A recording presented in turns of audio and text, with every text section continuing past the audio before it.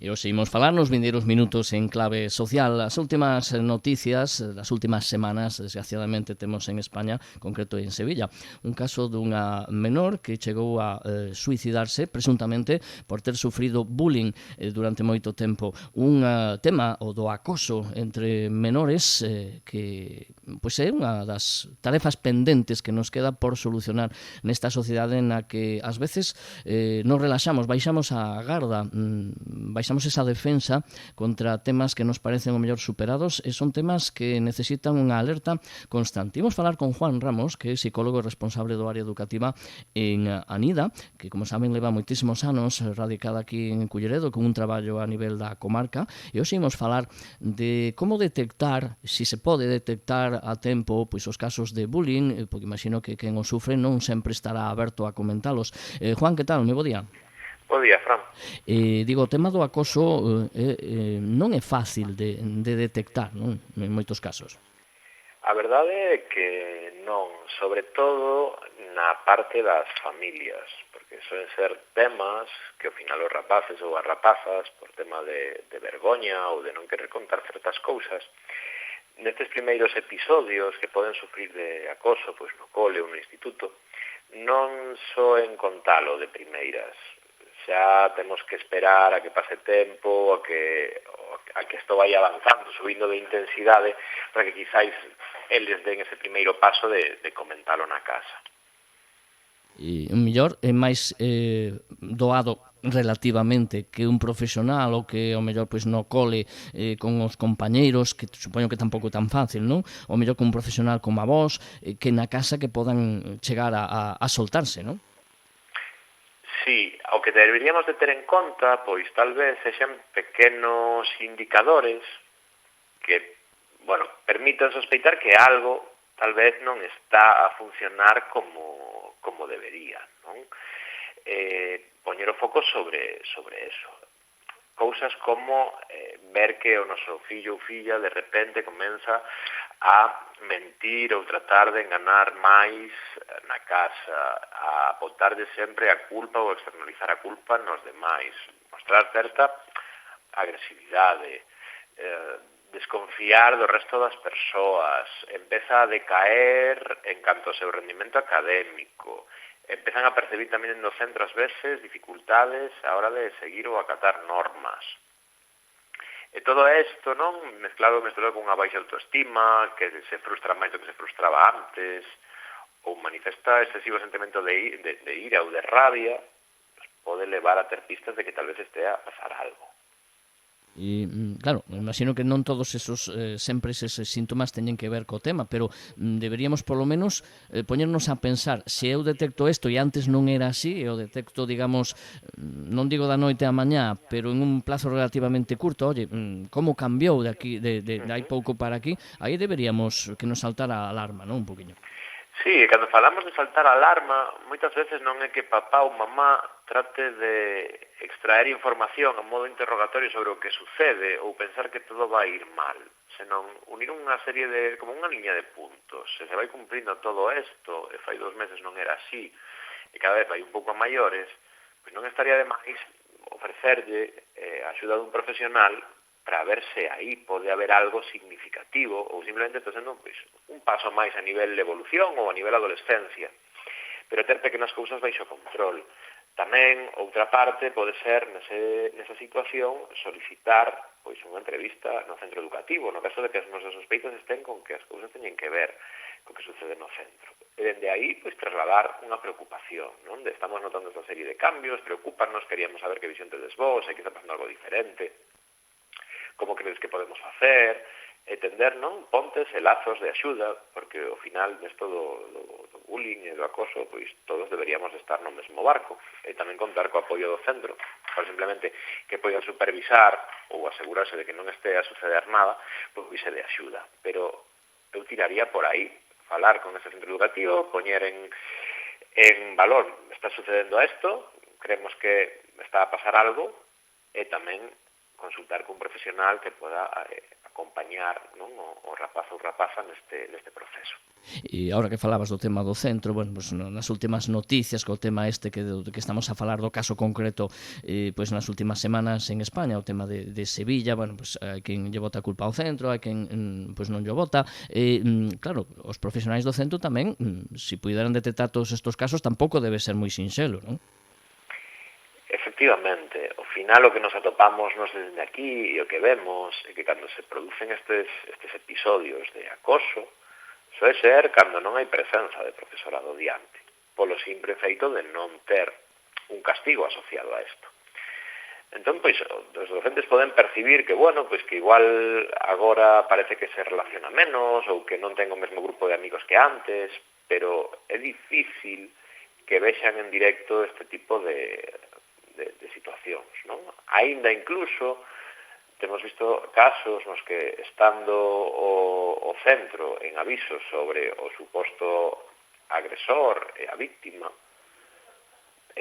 tendo un seguimento directo sobre estes dous, é moi difícil pillalos en directo. Entón, é complicado. É complicado e hai que entender esta parte que xeralmente non se dá en público e que despois, cando falamos de acoso, temos que entender, ou cando falamos de bullying, que aquí inclúe moitas cousas diferentes e que non todas teñen ou poden apreciarse directamente a nivel visión. É dicir, se caemos en actos non dentro do acoso, do que sería, por exemplo, a denigración, que ten que ver con difundir rumores ou mentiras sobre alguén, con intención de, bueno, pois de entorpecer ou danar a súa reputación, pois isto é algo que igual non se ve simplemente, porque eu comento con outras persoas, pero non estou facendo diante ou coa propia víctima. Ou se isto se dá fora do centro educativo, se falamos de aí, en casos de suplantación, onde eu me fago pasar por outra persoa mediante as redes sociais porque creo un perfil falso, e así consigo cousas, pois iso é algo que tampouco se pode apreciar. A día de hoxe xa se falamos de adolescentes e con acceso aos móviles, temas como a difusión de información comprometida uns con outros en o seu consentimento, pois está como que en día, a orden do día é moi difícil de xestionar. Temos que entender que, aparte de cando falamos do acoso, creo que aínda temos moi metido na cabeza o tema que ten que ver ca violencia física ou verbal, pero cada vez téndese máis hacia esta outra parte que te decía, non, da denigración, a suplantación, a difusión, incluso a exclusión de botalo ou non aceptalo dentro do grupo, ou o ciberacoso xa a nivel mensaxes. Bueno, é un largo abanico que se ten a día de hoxe e que se alonxa quizá do de fai anos, que se centraba todo máis nesa violencia ou agresividade física ou verbal. Estamos a falar de que todos estes comportamentos poden chegar sobre todo se non se coñece, pero aínda coñecéndose, pois a desembocar en un triste suceso como foi o suicidio desta rapaza, ¿no? en Sevilla. Neste caso, a familia pois mesmo decía que xa denunciaran en varias ocasións que estaba a sufrir acoso. É dicir, neste caso se coñecía, pero claro, se non se coñece, se a persoa non manifesta nada, é moitísimo máis difícil primeiro axudarlle e logo evitar que se chegue á última consecuencia. Se pode detectar, xa sabendo que a persoa o mellor está a sufrir acoso, que pode chegar a dar ese paso. Vos, os expertos, os psicólogos, podedes darvos conta de que pode haber un risco de unha conduta desesperada, como neste caso triste pois sucedeu? Sí, é un dos xeitos, non, lóxicamente, se chega a terapia e se empeza a traballar polas implicacións emocionais que ese acoso está a ter nunha persoa, pois lóxicamente varias das ferramentas que temos están encaminhadas a detectar ese posible risco de suicidio ou un risco de depresión severa, cousas relacionadas, non, con este malestar que provoca. E máis, tendo en conta que é algo que xa dende fai anos, o suicidio convertiuse na primeira causa de morte non natural en rapaces entre 12 e 29 anos.